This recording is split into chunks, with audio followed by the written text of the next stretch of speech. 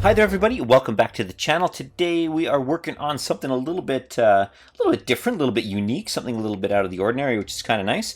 We're going to be working on some character nameplates for our guys. So basically, if we're doing a kill team, or you want to do something super narrative, or something like that, or you just want to like label all your dudes and be super nerdy about it, awesome. And they're super easy to bang these things out. So it's not going to take us any time at all. The technique is very simple, very few colors, and going to be awesome. I even got a brand new brush, just for the deal. So I just really like the tip on this guy here. So, okay, so nice and easy thing. Once our model's all painted up and our base is essentially completed, what I'm going to do is take our Carrick stone here. We're going to find a space that we're going to do the banner to. So I'm only going to do the bottom kind of 2/3 of the base here. So I'll do a little block here and maybe a little block kind of over here. All right, and then I'll draw that spacing in here with the Carrick stone. So super kind of easy, but it's just going to do that bottom 2/3 right there. Okay. All right. The next thing I'm going to do is the kind of little side bannery pieces, and I'm going to cut that line in half right about there. So I've got my block, and then I've got a line kind of going about halfway up that block. Okay, I'll do that on both sides. Okay, and then I'll do another line up at the top. So very much like this. So one at halfway, kind of in that space there, and then one above, right near that upper third of the base. That line again, I'm going to do over here. So I'm going to continue that line about the same distance into that block of color. Okay, so it's the same distance on either side. All right, I'll do that with this one here. Okay, and then I'll draw a straight vertical line down, kind of extending that block there. So once we've got essentially that shape, all we're going to do is taper this to a triangle and just kind of make sure that we have this little bit of a triangle left of the base and these two little sharp triangles here. Okay.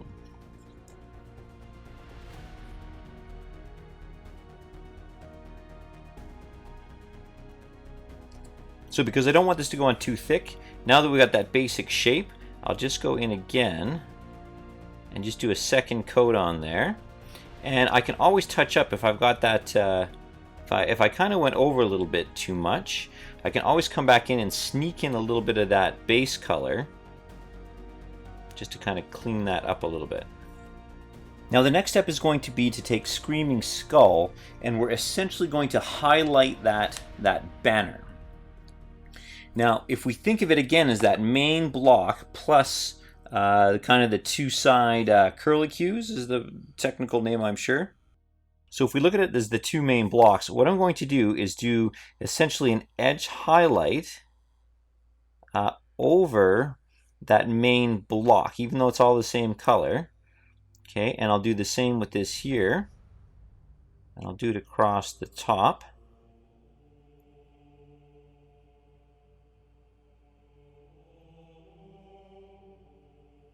And this can be a little bit messy because it's going to be parchment essentially.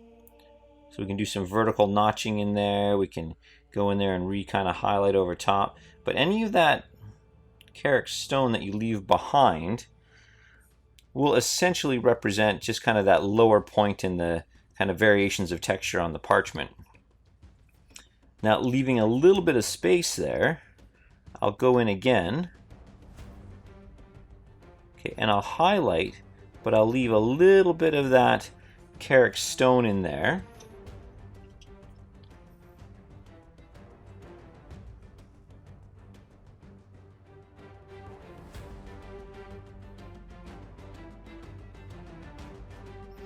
Okay, so I'll provide a bit of highlight. So you just want a little bit of visual kind of variation going on.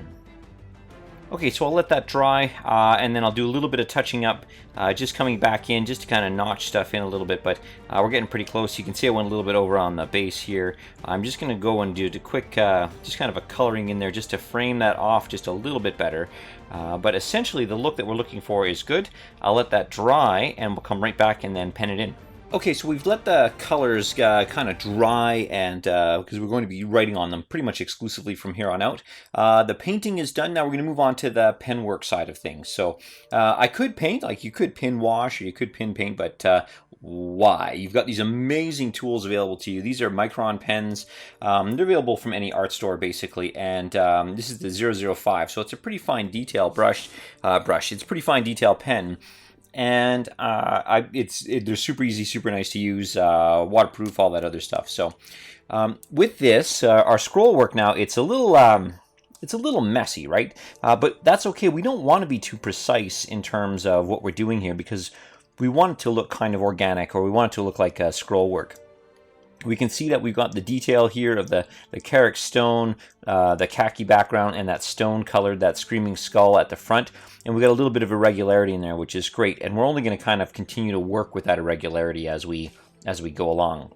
So, pretty simple process here. I'm going to start off initially kind of framing out that initial block that we did before. So I'm just going to go in here. And again, it doesn't have to be precise, but I'm just going to go in and kind of frame off that block again here. Maybe a little bit of rounding to it, never hurt. And then I'll just go in and frame across the top in a somewhat rough fashion. There we go. Okay, nice. And then the next piece that we're going to do is we'll frame the outside of these little kind of swirlies at the back there. So I'll just continue going around, kind of framing off that little bit along the top here. Okay, and I'll do that for both sides. And you'll see it really does kind of tidy things up a little bit. Now, if you mess up for whatever reason, again, we got loads of the other colors of paint to kind of finalize and touch that up. All right, so you're looking for a little bit of a point there. All right. Now, between the corners of the top box and the bottom box, okay, between those corners, I'm just going to go in here and do like a swoopy kind of line between them. It can be a straight line, or I can do a little bit of a swoopy line here. And all that's going to do is give us the illusion that the scroll is folded back over itself again. And it looks pretty clean. Kind of looking at it now, even though I painted at the bottom, I might just do a little bit of lining just at the bottom, just to kind of have it stick out a little bit. Get that little bit of a shadow. Okay, now with the scrolls, you can see that we've got the little bits of irregularity in there, but I'm just going to go in and just kind of add a few just kind of vertical notches in the parchment as we go, just to give it a little bit of an extra worn look and feel to it. Perfect.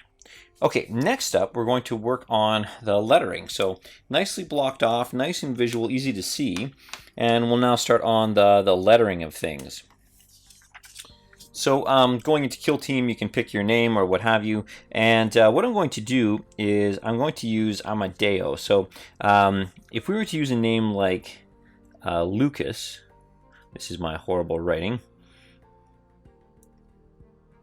Okay, what we would do is we would start with the C in the middle, okay, and then we would add the letters on the sides, but we'd center it all around that C. Now, for me, I was going to use for this guy, because they've got that kind of Spanish flavor to it, Amadeo.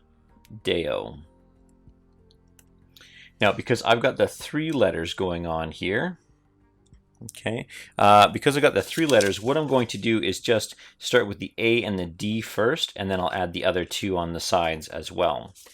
Once that's done, I can throw in a little bit of serifs just to kind of make it look a little more gothic-y, I suppose. Gothic-y, the term.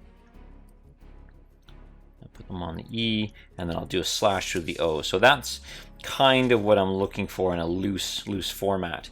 And again, if you screw up, you can just paint over top of it. You can, wet your thumb, wipe the color off, and off you go. So let's do that. So I'm going to start with the A and the D first, then the E, the O, and the A and the M, or whichever I feel like at the moment, and then I'll put the serifs in after. And this allows us to make sure that we don't kind of lose track of our spacing of what we're trying to accomplish. So going back to our model here, I've got the A and the D. And on the 32 mil bases, it's nice. You got a whole bunch of room that you can play around with. So I'm going to go with the A.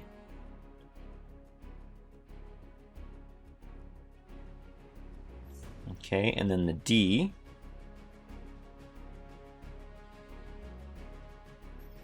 Right, and then the E and the O.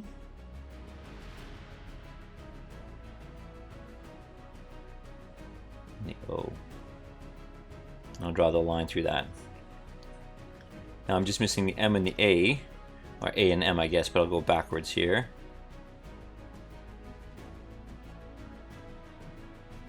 And then the A. Now, if it's not great, you can lick your finger, wipe it all off, and start again.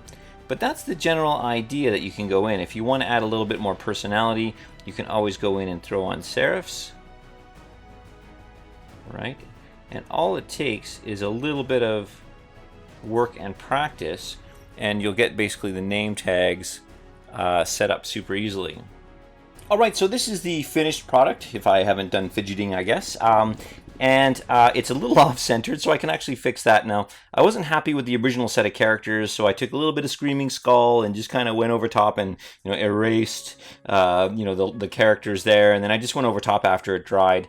And it's kind of an iterative process. You keep going and going and going, but I figured this was good enough to show you guys, at least to illustrate the concept and the idea of what we did here.